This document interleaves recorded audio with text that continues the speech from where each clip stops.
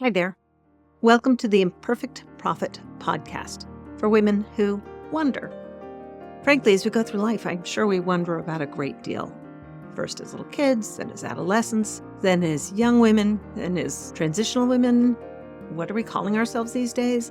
And then you get to this point in life, or my point in life, when you're postmenopausal and wondering what's next. Wondering if the parade already passed you by. Join me, Wonder Wendy. I'm going to be your host as we talk about some of these unique challenges that face women today in a new millennium, going through menopause and trying to live a rich, full life. There might even be a few men and younger women that want to listen in too. That's okay.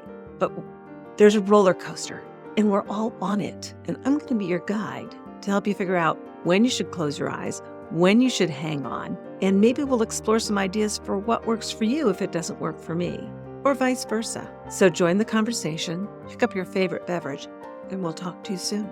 Welcome to the Imperfect Prophet.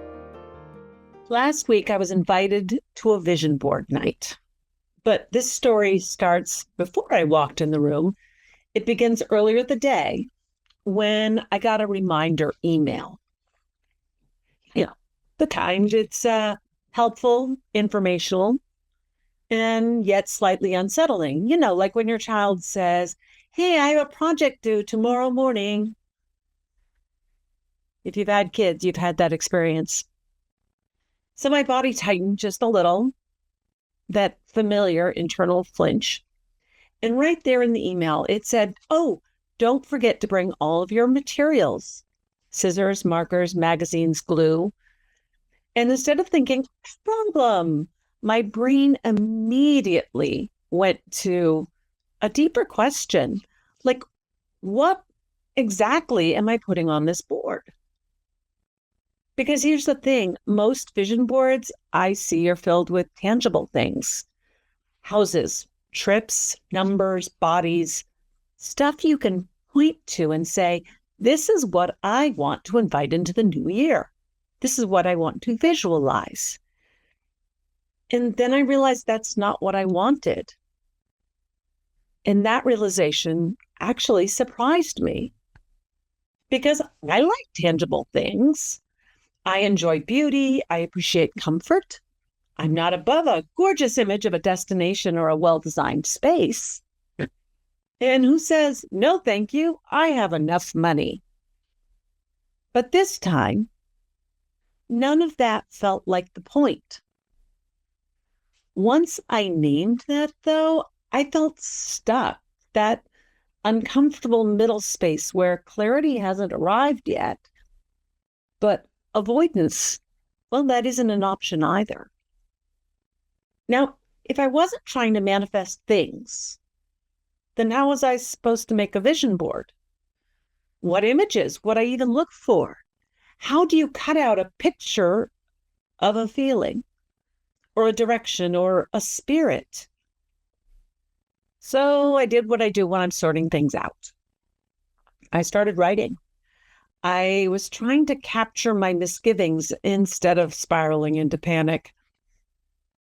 It was a brain dump onto a page. I often type it out, naming what didn't sit right, letting the discomfort speak. Because the discomfort was telling me something, and I needed to listen to that before I tried to, fix it. I shared those thoughts with ChatGPT, not looking for answers so much as refining my own thinking, sort of out loud, sort of to someone else, letting the questions sharpen instead of rushing past them. And through that workshopping, I began to see what I wanted to invite into 2026 definitely wasn't stuff. It was ideas. And not just any ideas. Ideas that feel just out of reach, like the answers are hovering around the corner. I felt that sensation for a little while now. That sense that something is forming.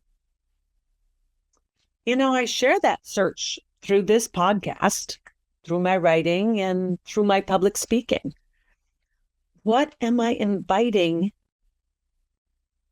Well, what I'm inviting is the ability to tap into that energy of what's coming, even without quite knowing what it is yet. There is a spirit whispering to me, keep going. You are on the right path. Have you ever had that feeling, that exhilarating and slightly terrifying sense that you're moving towards something meaningful, even if you can't fully articulate it yet? And I'm going to pause here for a moment because I think this is where a lot of us get uncomfortable. Talking about spirit, how do we even name it? Talking about fire and the passionate drive it signifies. Talking about what wants to move through us as if we're tapped into an external power source we can't fully understand. All of these things are intangible. They sound a bit too mystical. And you can almost sense the rolling of eyes before you even open your mouth to speak. Will they think I'm crazy? Will I lose my credibility? Especially as women, and especially at this age. Oh my goodness, she's losing it. Somewhere along the way, many of us learned it was safer to talk about outcomes than essence, safer to name deliverables than desire, safer to talk about what we do rather than what we feel. I wrote all these thoughts with pen and ink once my thoughts had started to gel. It was a handwritten page, words, phrases, intentions, the kind of things that, well, they don't photograph well, but they quietly guided everything else. What if we reframe that mystical gut feeling as a light, a guiding light, or maybe even as a fire, something warmer, more demanding, more alive? I still didn't know exactly what was going on that vision board, but I went to the craft store looking for elements that might help me illustrate all those words. That and glue. You know, when I had school-aged kids at home, there were always glue sticks, but now I found one dried up stick in the back of the cabinet, which felt oddly symbolic of what ends up dried up and forgotten when we don't use it. But that was a story of another day. Go back to diesel engines and desire from last summer. Back to the story of vision boards. By the time I headed out that afternoon, after a quick stop at the craft store, I already was prepared in a way that I'd never been before walking into a vision board session. Usually I just wing it. See what responds to me, see what I respond to. So here's the funny part. When I arrived, I saw almost everything I could possibly need laid out beautifully. Our host had provided boards, crafting supplies, thoughtful tools, other fabulous resources, and surprisingly, an amethyst crystal at each workstation. I could have shown up empty-handed and easily come home with yet another board that only sort of represented me.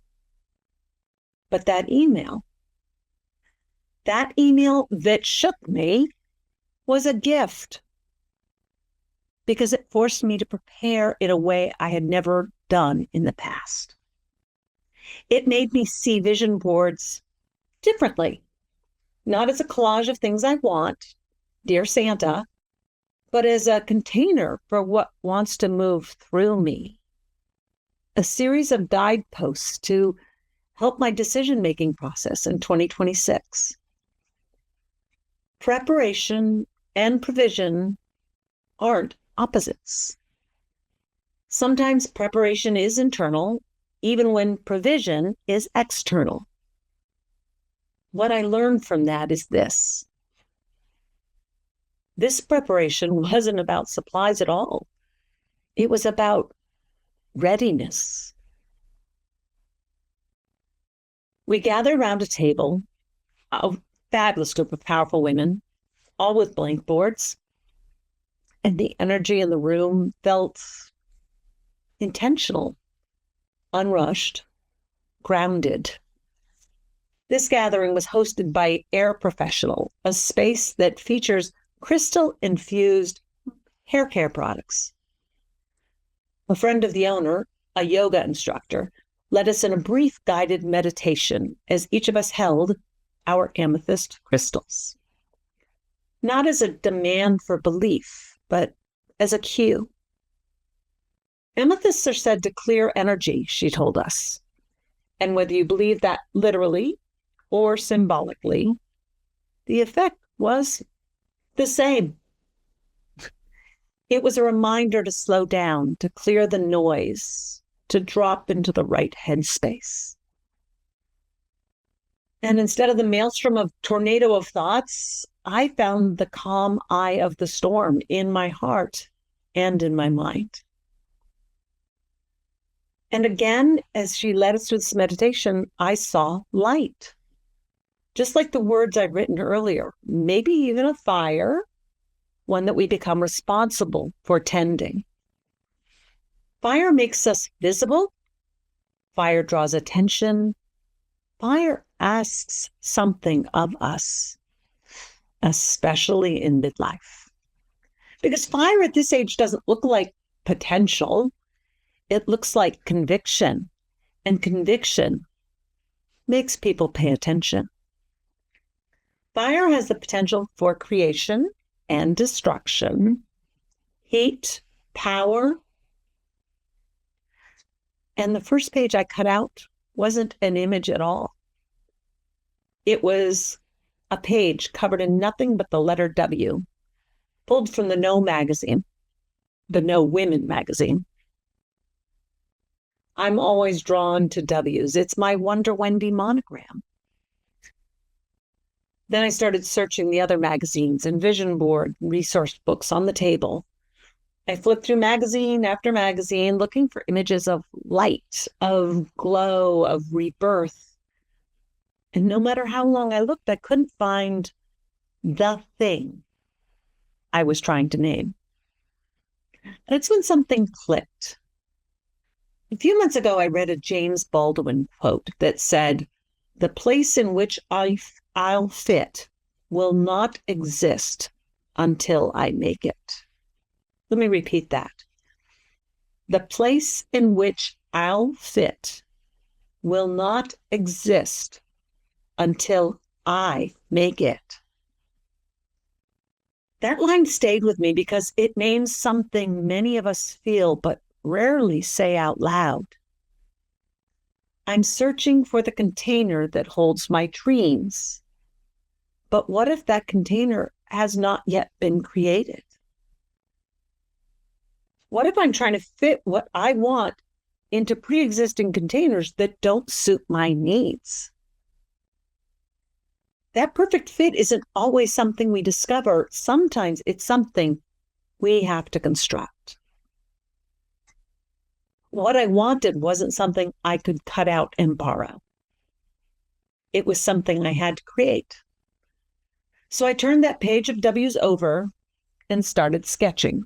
Okay, full transparency. I did a quick image search on my phone first, just to get a sense of the outline I wanted.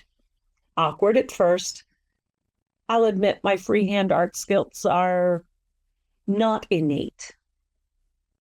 The lines were rough around the edges. But then I cut it out. Each snip smoothing the outline, each line bringing clarity. And when I outlined it in red, it finally came alive. There it was. A recognizable phoenix rising.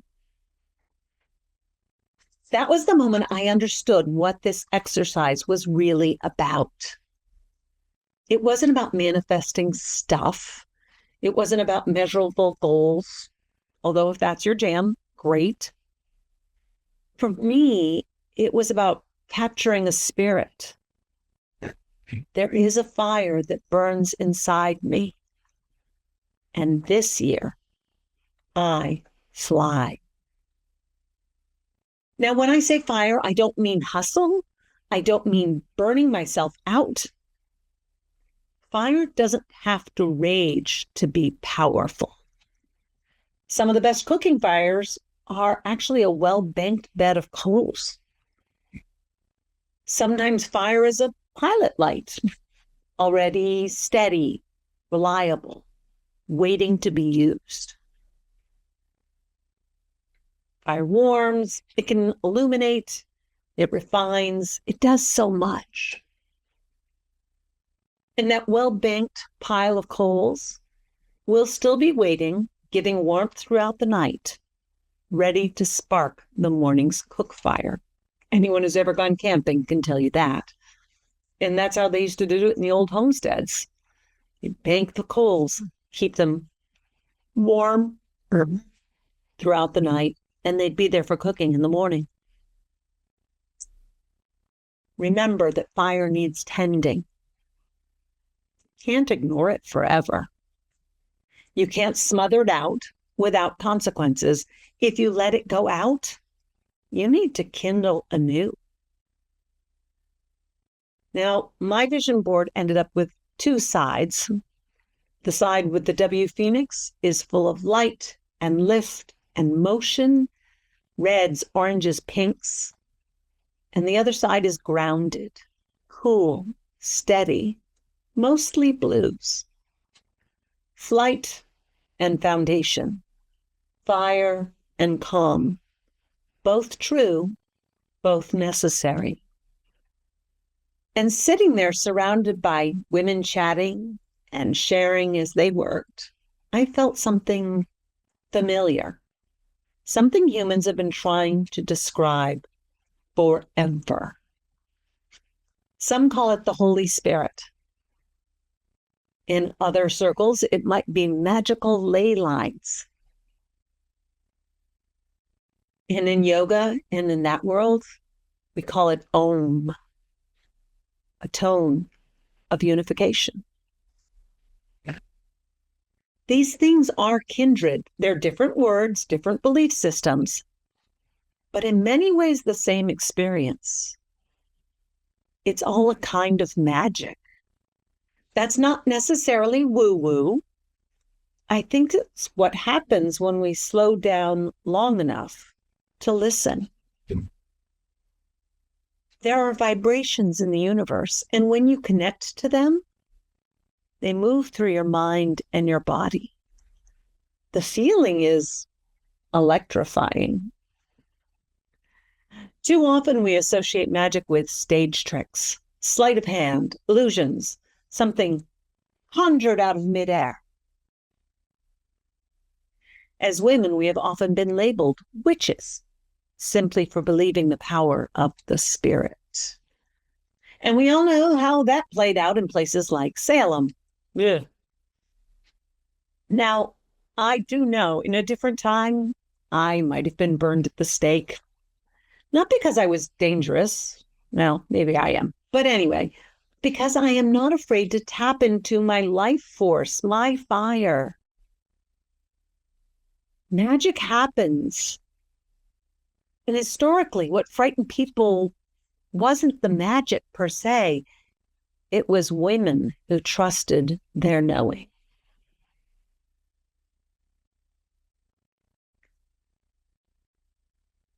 So I encourage you to tap into that spirit, whatever you want to call it, the Holy Spirit, the Great Spirit, the Om, magical ley lines, the force of the universe. Because magic happens when we notice what's already in us and have the courage to act on it. When we tap into the energy of the universe around us, like finding a freshwater spring that slakes thirst with its crystal clear waters.